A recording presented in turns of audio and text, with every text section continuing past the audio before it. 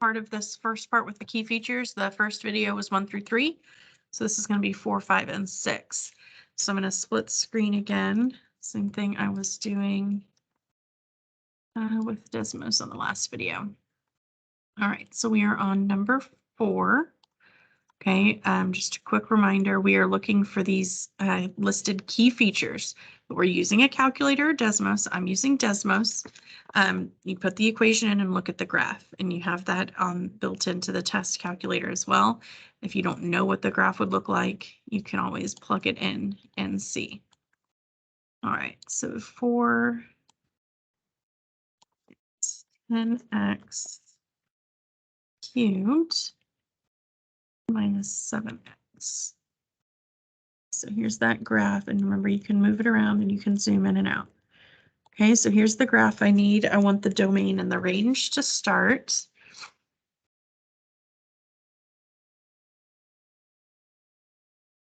Okay, a cubic function, the domain's going to be all real numbers. Left and right forever. It also goes up and down forever, so that's the same for the range. Let's see what colors I used. Purple. Okay, extrema is next. Okay, so this graph has a high point and a low point. Okay, where it changes direction. Okay, but these are not the highest the graph ever gets. It gets higher over here, it goes up to infinity. And this is not the lowest it ever gets. So these are not absolute. Remember, these are relative. So you have a relative max at negative 0.483, 2.254, and a relative minimum at 0.483, negative 2.254. So those numbers you can see are the same, they just changed signs. If you were asked about symmetry, this graph is symmetric about the origin. It's an odd function, but this one didn't ask for that. It's asked in a later question on the review. Okay, next up then was the increasing, decreasing intervals. So this graph starts out, we're tracing it, we're increasing, decreasing, and then increasing again. So 2 increasing intervals. Okay, left to right, that's negative infinity, and then the x value of that point where it changes is negative 0.483. Then I'm going to put a union, because then it's increasing again from positive 0.483 to infinity. It is decreasing in between those. So from the negative 0.483 to the positive 0.483. Okay, the end behavior. As x approaches negative infinity, that means the left side. The left side of this graph is going down. So f of x is approaching negative infinity. As x approaches positive infinity, that's the right side of the graph, you can see it's going up. So f of x is approaching infinity. And last but not least, intercepts. The only y-intercept is at 0, 0, crosses at the origin. Okay, but there are 3 zeros or x-intercepts. You can see all 3 of those. So that's at negative 0.837, 0, and at positive 0.837. And again, if you watched the last video, I'm not listing them all as ordered pairs because I'm out of room in these little boxes. I should have given y'all some more space for writing these. Okay, so then number 5 is 2 times the cube. Oh, no, it's square root. Let's see, where is it going to let me get cube root?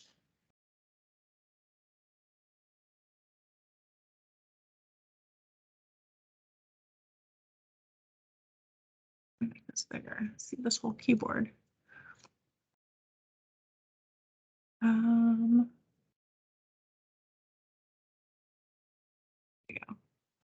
all the way at the bottom. Okay, so the cube root of 10x plus 3 minus 5. Okay, so you can zoom out and see the shape of the cube root, and there's that point of inflection. We've got the y-intercept, and we've got an x-intercept there. And then you've got your point of inflection is down here. All right, domain and range, same as cubic. Cube root is all real numbers for both domain and range.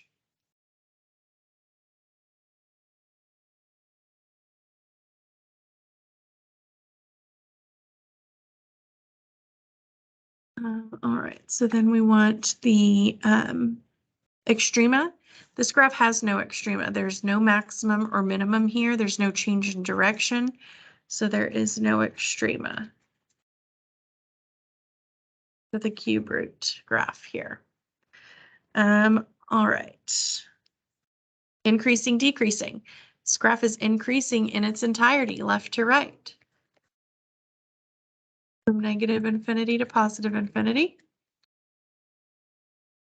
And behavior. The left side is going down, the right side is going up. So that is written as x approaches negative infinity. That means left. F of x approaches negative infinity. That means down. So the left side's going down.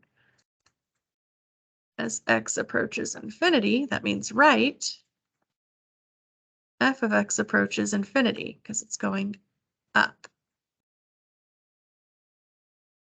And then we said the y-intercept is at negative 2.116.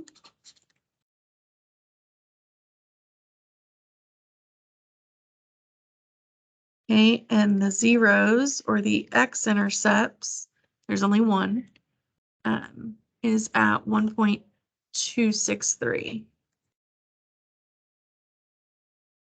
That one was relatively quick and easy. So last but not least, we've got a rational function. We've got 1 over x plus 4, and then the minus 2.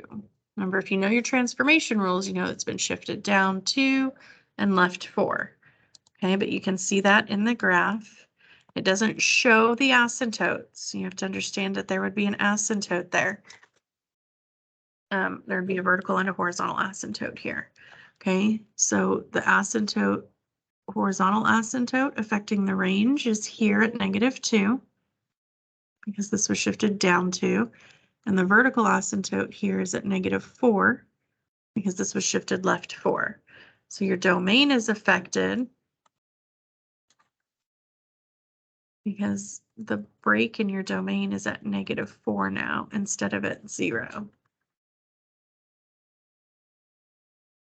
And your range is affected because that break is at negative 2 instead of 0, like in the parent rational function. It means the graph exists everywhere except at that y value. It exists at every x value except negative 4. Again, no extrema.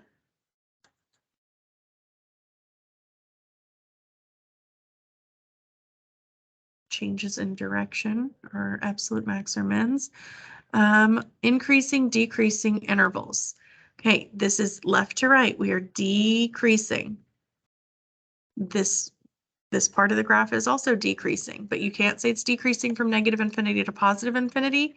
You do have to break that up. So it's decreasing from negative infinity to that vertical asymptote at negative 4.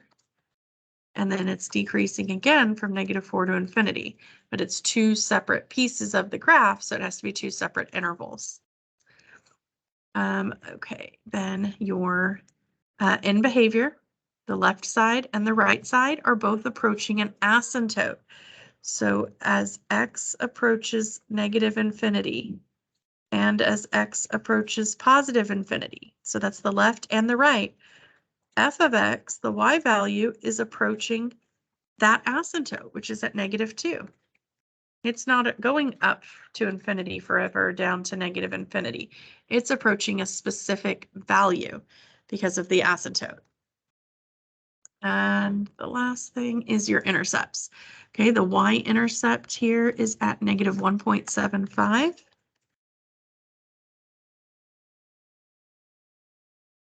And the zeros, or the x-intercepts, there's only one of them here, and it's at negative 3.5. All right, so really, this is understanding what all of those key attributes mean, what you're looking for, because the graph is all done for you, and you can literally like click and it will give you the points. So you just have to know what it is you're looking for. What does extrema mean? What does domain and range mean? What is in behavior, increasing, decreasing intervals? You have to know what that means, and it's just reading the graph. Okay, so that should have all of this review is done now. It's broken up into several videos, so you can go and watch whichever ones you need help with or don't understand, and bring it completed with you to class tomorrow. It is due tomorrow before you take your test. It is a grade. You do not get to use it on the test, and it is not extra credit.